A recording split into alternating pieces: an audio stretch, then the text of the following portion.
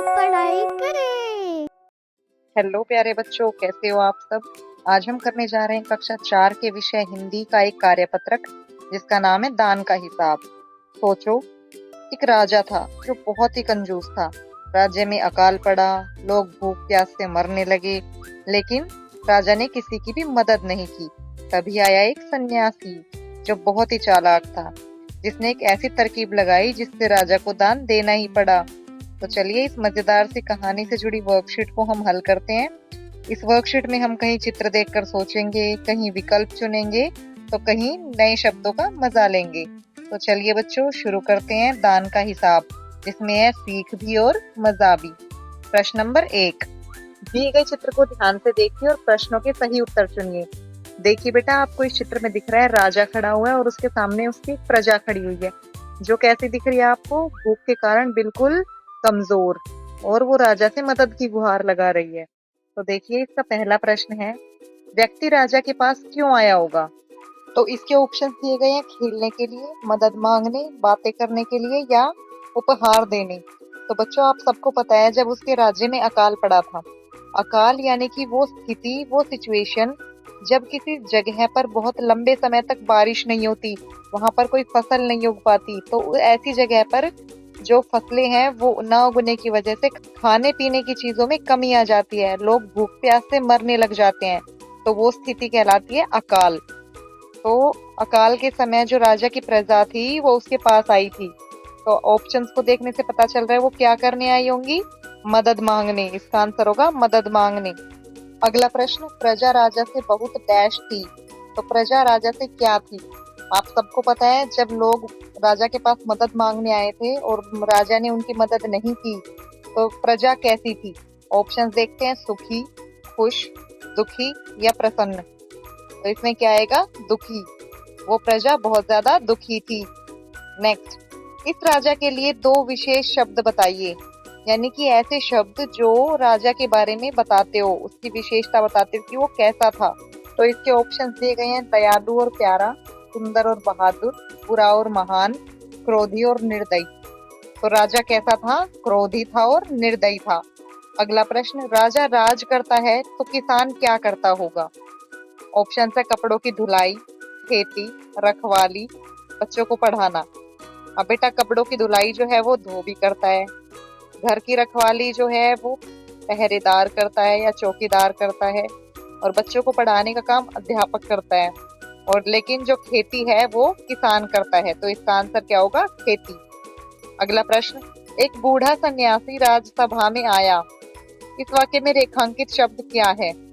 इसमें देखिए, आपको बूढ़ा शब्द जो है उसको रेखांकित किया हुआ है। तो बूढ़ा शब्द के लिए आपको ऑप्शन दिए गए हैं, संज्ञा, सर्वनाम, क्रिया या विशेषण। तो बूढ़ा शब्द जो है वो विशेषण है, वो सन्यासी की विशेषता बता रहा है, सन्यासी के बारे में बता रहा है कि वो कैसा था, वो बूढ़ा था। तो इसका आंसर क्या होगा? विशेषण। अगला प्रश्न, निम्नलिखित शब्दों के दो दो अर्थ हैं, इनका प्रयोग करते हुए दो दो वाक्य बनाइए। इसमें एक शब्द दिया हुआ है हार। अब इस हार के ही दो अर्थ होते हैं, आपको ये बताना है कि दो अर्थ कौन से हैं और उसके बाद उनका वाक्य में भी प्रयोग करना है। तो आपका पहला दिया हुआ है हार। हार के दो अर्थ होते हैं, पहला गले में पहनने का आभूषण, और दूसरा पराजय होना यानी कि हार जाना। तो इसका हम वाक्य बनाएंगे, पहला, माँ ने गले में सुंदर हार पहना है, और दूसरा, आलसी छात्र हमेशा हार जाता है। इसका नेक्स्ट दिया हुआ है उत्तर। अब उत्तर के दो अर्थ होते हैं, जवाब और दिशा, यानी कि उत्तर दिशा।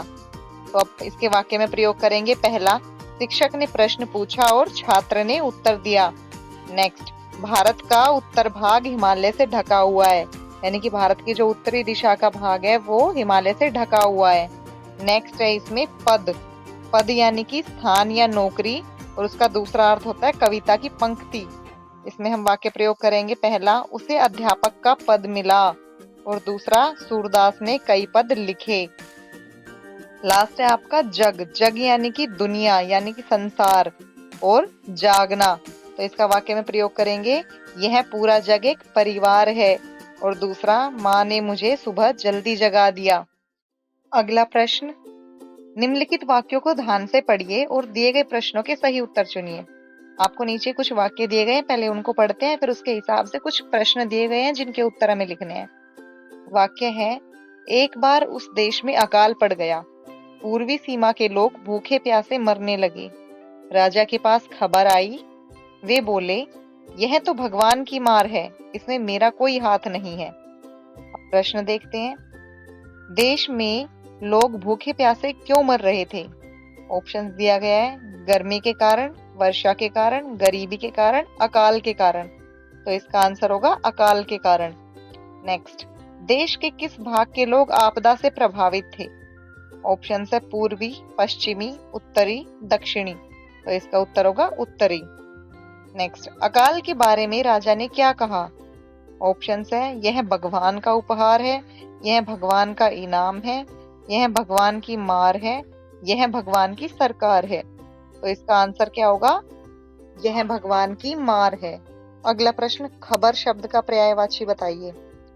पर्यायवाची शब्द क्या होते हैं? पर्यायवाची शब्द वो शब्द होते हैं जो होते तो अलग अलग है लेकिन उन सब का अर्थ एक जैसा होता है। जैसे हम धरती के बारे में लिखें तो धरा, धरती और जमीन, तीनों का मतलब धरती होता है लेकिन शब्द तीनों अलग अलग है। तो ये शब्द है, ये पर्यायवाची शब्द है। तो आपसे खबर का पर्यायवाची पूछा गया है। ऑप्शन देखते हैं, खबरदार, लगातार, समाचार, प्रहार। तो खबर का पर्यायवाची होगा समाचार। अगला प्रश्न, यह तो भगवान की मार है, इसमें मेरा कोई हाथ नहीं है। उचित विराम चिन्ह लगाइए। अब आप चारों देख रहे हैं, तो जब भी कोई वाक्य ऐसा होता है जिसमें हल्का सा विराम लिया गया हो, तो उस विराम को यानी कि रुका गया हो, तो उस विराम को बताने के लिए हम बीच में लगाते हैं अल्प विराम यानी कि कोमा। ठीक है, तो इसमें देखिए कौन से में कोमा लगा हुआ है, आखिरी के दो में कोमा लगा हुआ है। और अब इन दोनों में से कौन सा ठीक है? जब भी हम किसी की बात को बिल्कुल कहे अनुसार यूं के यूं लिख देते हैं तो उसकी बात को हम इन्वर्टेड कोमा में रखते हैं। इन्वर्टेड कोमा को हिंदी में उद्धरण चिन्ह भी कहा जाता है। तो उसके बाद को इन्वर्टेड कोमा में हम रखेंगे, उद्धरण चिन्ह में और रखेंगे। तो ये दोनों चीजें किस में की गई है? ऑप्शन नंबर ग में।